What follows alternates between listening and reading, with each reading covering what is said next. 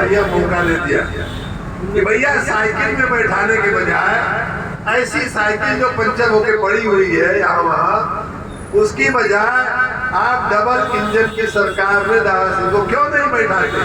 जब डबल आपको अपनी गलती सुधारने का एक बढ़िया मौका दे दिया कि भैया साइकिल में बैठाने के बजाय ऐसी साइकिल जो पंचर होके पड़ी हुई है यहाँ वहाँ, उसकी बजाय आप डबल इंजन की सरकार ने दारा सिंह को क्यों नहीं बैठाते? जब डबल इंजन तुम्हारे लिए प्रतीक्षा कर रहा है, डबल इंजन खड़ा है तुम्हारे आगे और दारा सिंह बैठने को तैयार है, आपको थोड़ा सा हाथ लगा करके उनको डबल इंजन की सरकार में बैठा देना। माननीय मोदी जी की सरकार पूरे। और दूसरी तरफ समाजवादी पार्टी, पहली बात तो ये कि उसमें आप जानते ही हैं कि यूपी का क्या हाल था। अभी माताएं बहनें हम लोग क्यों डंके की चोट पर यहाँ इनको बैठा लिया गया? इसलिए कि अगर अंधेरा होने के बाद भी अगर वो माताएं बहनें अपने गांव जाएंगी तो किसी की ताकत नहीं है कि उनको हाथ उठा कर देखते। ये माननीय योगी जी की सरकार है, माननीय मोदी जी की सरकार है। उनके शासन में आपने देखा है कि आए दिन हत्या, बलात्कार, लूट जो है वो हमारी संस्कृति का भाग बन गया। तो ये बड़ा फर्क है। और एक एक घर में से उन्हीं के आदमी, उन्हीं के लोग सांसद बनते थे, उन्हीं के लोग मंत्री बनते थे, उन्हीं के लोग विधायक बन गए।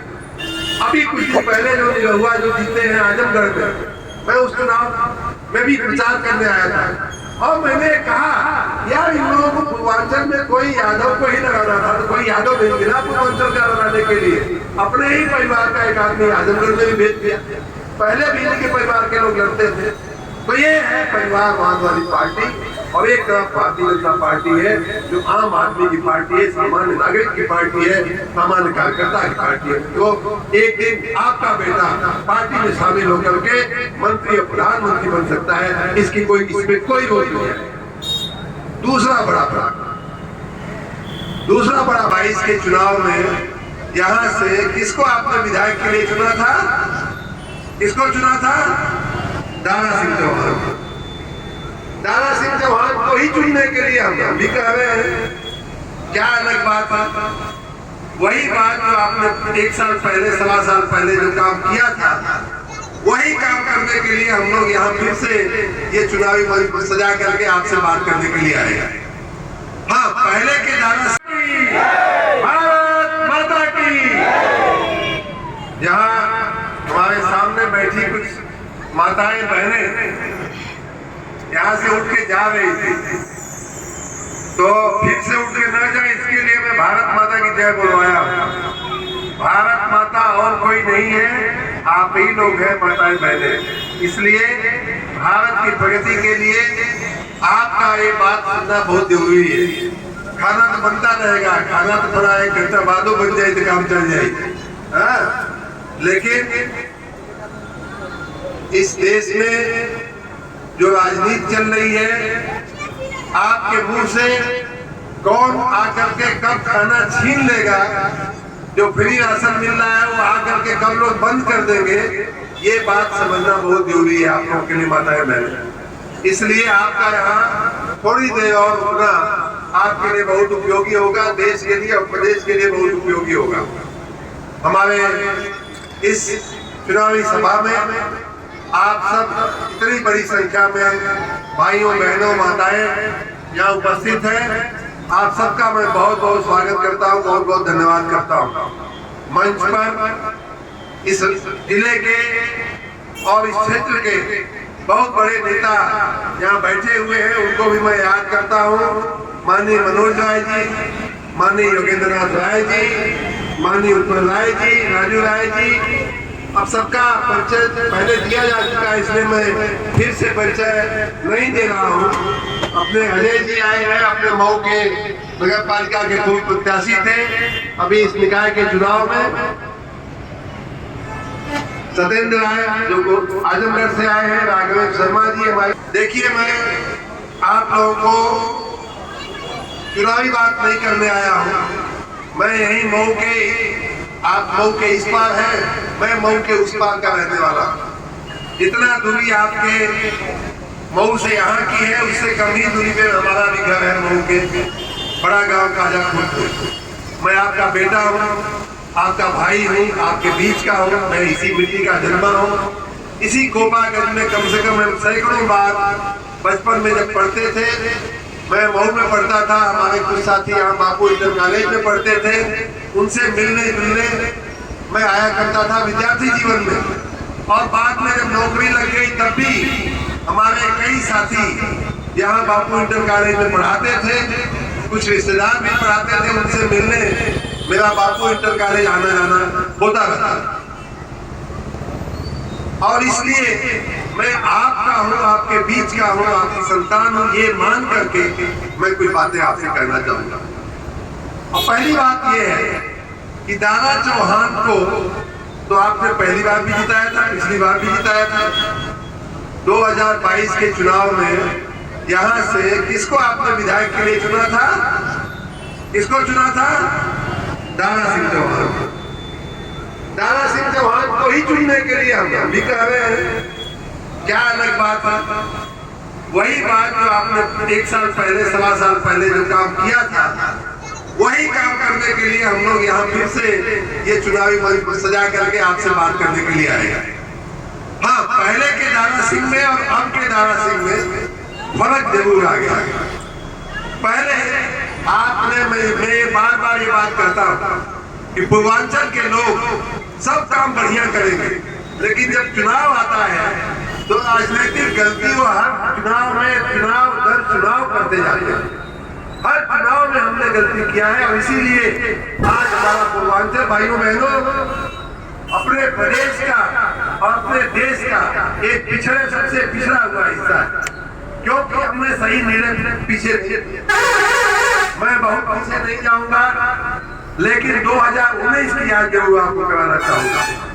2019 में 2014 में आपने हरिनारायण राजभर को चुन करके संसद में भेजा और भारतीय जनता पार्टी की सरकार बनी, माननीय नरेंद्र मोदी जी प्रधानमंत्री बने। 2019 में जब फिर से चुनाव आया, सबको मालूम था, सबके मन में बात स्पष्ट थी कि नरेंद्र मोदी जी फिर से प्रधानमंत्री बनने जा रहे हैं, फिर से भारतीय जनता पार्टी की सरकार केंद्र में बनने जा रही है। फिर भी आपने और हमने, मऊ और कोसी के लोगों ने सांसद अपना चुन करके भारतीय जनता पार्टी का अपने संसद में नहीं भेजा।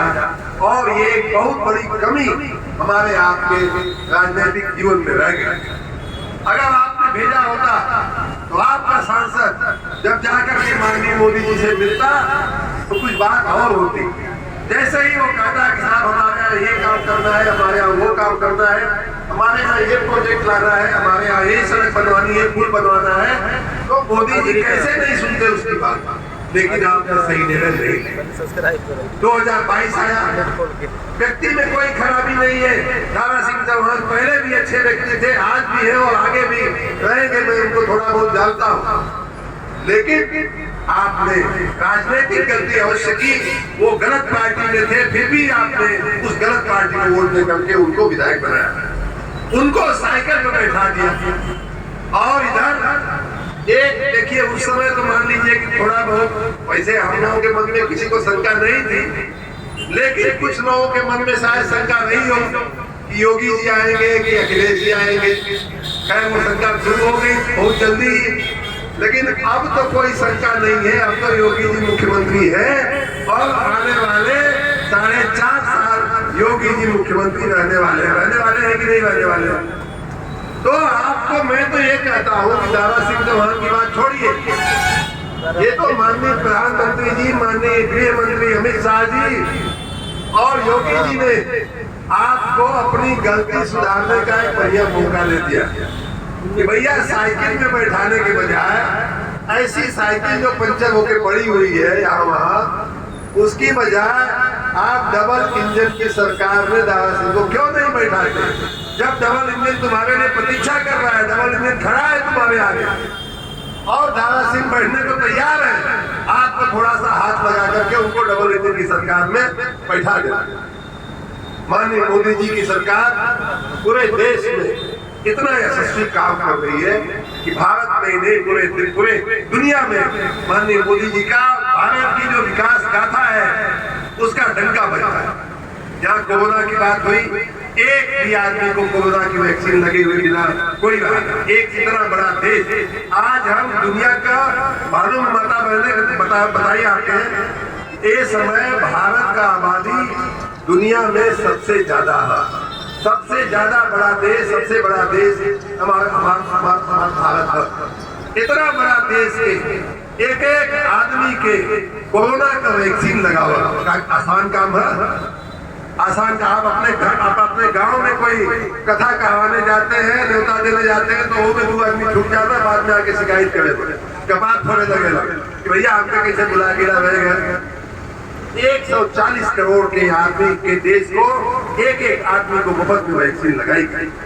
आप सबको माताएं बहने, जब कोरोना की हालत खराब थी, जब दुकान बंद थे, जब फैक्ट्रियां बंद थी, मजदूर सड़कों पे थे, तब आपको ये सरकारें जो पीछे गई हैं, जो शासन करके गई हैं, चाहे कांग्रेस रही हो, चाहे सपा रही हो, चाहे बसपा रही हो, इन लोगों को ये बात क्यों नहीं दिखाई दी कि हमारे देश में अन्न का भंडार भरा हुआ है, अन्न का भंडार जो है गरीबों के लिए खोल सकते हैं।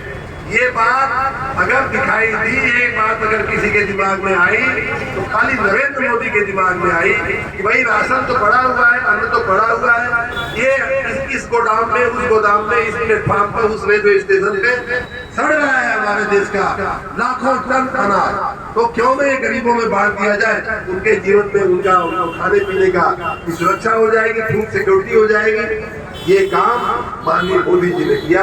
क्या आपको नहीं लगता है कि पहली बार देश में ऐसा हुआ है, गरीब आदमी के पेट को कभी कोई समस्या न आवे, उसके खाने पीने को परिवार की समस्या न आवे, इसका पूरा बंदोबस्त है माननीय मोदी जी ने किया।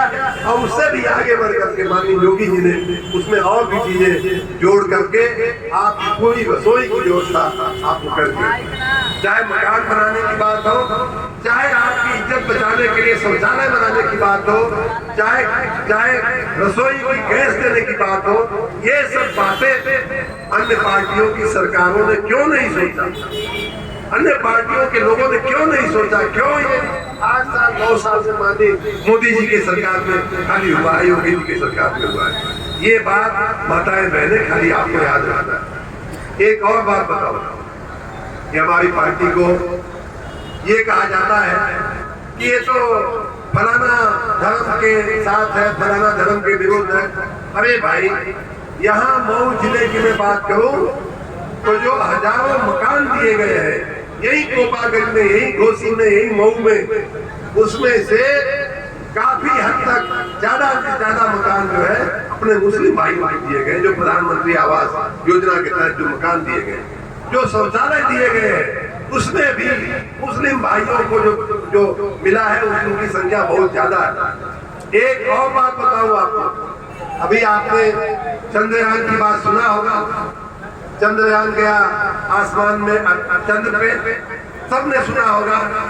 उसमें हमारे अभी मऊ और गोरखपुर में थोड़ा झगड़ा चल रहा है कि मऊ की बेटी है कि गोरखपुर की बेटी है, लेकिन हमारी यहाँ की बेटी, हमारी इसी मिट्टी की बेटी, मऊ हो चाहे गोरखपुर में कोई फर्क नहीं पड़ता, खाली ये सरयू नदी पार करिए गोरखपुर आ जाता है। 25 किलोमीटर 20 किलोमीटर के अंतर में गोरखपुर शुरू हो जाता है। हमारी आपके बीच की इसी मिट्टी की एक मुस्लिम बिटिया सना फिरोज जिसका नाम है, उसने चंद्रयान बनाने में योगदान दिया है भाई बहन, उसके लिए जोरदार ताली होनी चाहिए। उसने जो है जो सेंसर कैमरा बनाया है, उसको वो सेंसर कैमरा चंद्रयान में लग करके चंद्र तक हमारा चंद्रयान गया है। तो ऐसी माननीय मोदी जी की सरकार, माननीय मोदी जी की जो पार्टी है, उनकी जो सोच है, न हिंदू की है न मुसलमान की है, वो है सबका साथ सबका विकास वाली सोच। मकान हम देते हैं, कभी जात को पूछते हैं न धर्म पूछते हैं। राशन हम देते हैं तो गरीब का पेट भरने के लिए देते हैं, न कभी जाति देखते हैं न कभी धर्म देखते हैं। हाँ, फर्क ये है भाइयों, फर्क दो है, दो बड़ा फर्क आपको मैं समझा के अपनी बात पूरी करूंगा। फर्क ये है, पहला फर्क ये है कि नरेंद्र मोदी जी जिस पार्टी की अगुवाई करते हैं, जिस पार्टी के नेता हैं, जिस पार्टी के नेतृत्व करते हैं, उस पार्टी वो पार्टी हमारी और आपकी पार्टी है, हमारी जनता की पार्टी है, कार्यकर्ताओं की पार्टी है, इसके समर्थकों की पार्टी है।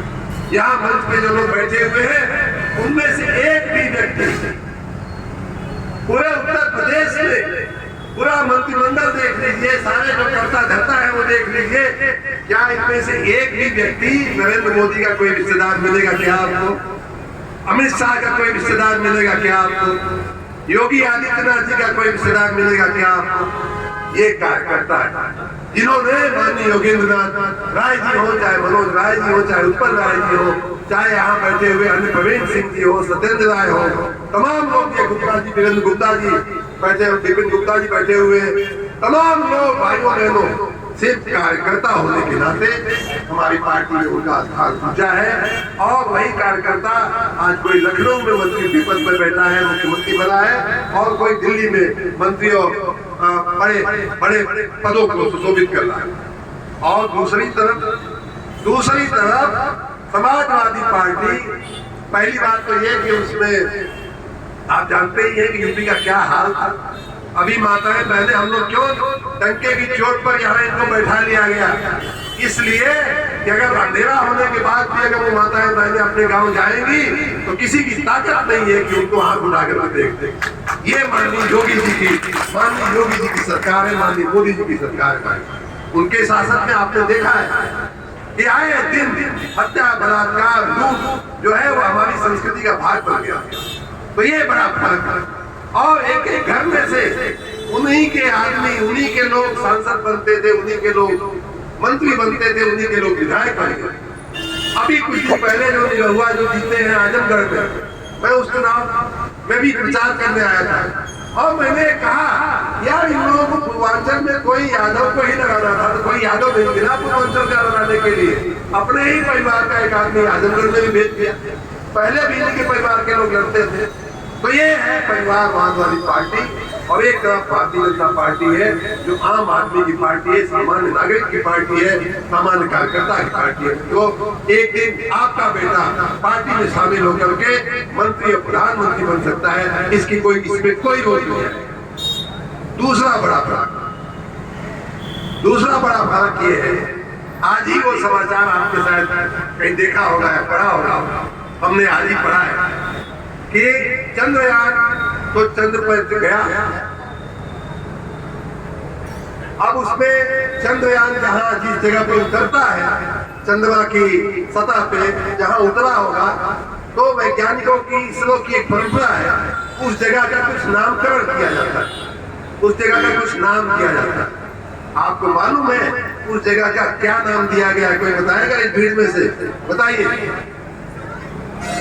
शिव शक्ति उसका नाम दिया गया। सही फरमाया आपने। ये है फर्क हमारे प्रधानमंत्री में और पहले के लोगों के शासन में, पहले के नेताओं की सोच में। भाइयों बहनों, भारतीय जनता पार्टी, हमारे नेता, हमारे प्रधानमंत्री जहां एक तरफ अपने संस्कार, अपनी विरासत की बात करते हैं, अपनी संस्कृति की बात करते हैं, वहीं दूसरी तरफ साइंस की बात करते हैं। और उसी साइंस के भरोसे हमारा चंद्रयान जो है आज सफलतापूर्वक चंद्र पर पहुंचा। एक तरफ जहां विरासत की बात करते हैं, जहां एक तरफ मथुरा, काशी, अयोध्या की बात करते हैं, वहीं दूसरी तरफ विज्ञान की बात करते हैं, जिसके बल पे आज दुनिया का तीसरे नंबर का देश भारत है। ये फर्क है। ये दोनों पार्टियों की, दोनों लोगों की सोच में फर्क है। इसलिए आपसे मैं बार बार ये बात पहले भी कह चुका हूँ और जब भी मौका मिलता है मैं ये बात कहने से चूकता नहीं हूँ। अगर हमें अपनी प्रगति चाहिए, अगर हमें अपने बरकत चाहिए, अगर हमें अपने बच्चों का भविष्य उज्जवल करना है, अगर उनका भविष्य निश्चित करना है, तो हमें भारतीय जनता पार्टी का साथ देना होगा। माननीय मोदी जी के हाथों को मजबूत करना होगा, माननीय योगी जी के हाथों को मजबूत करना होगा।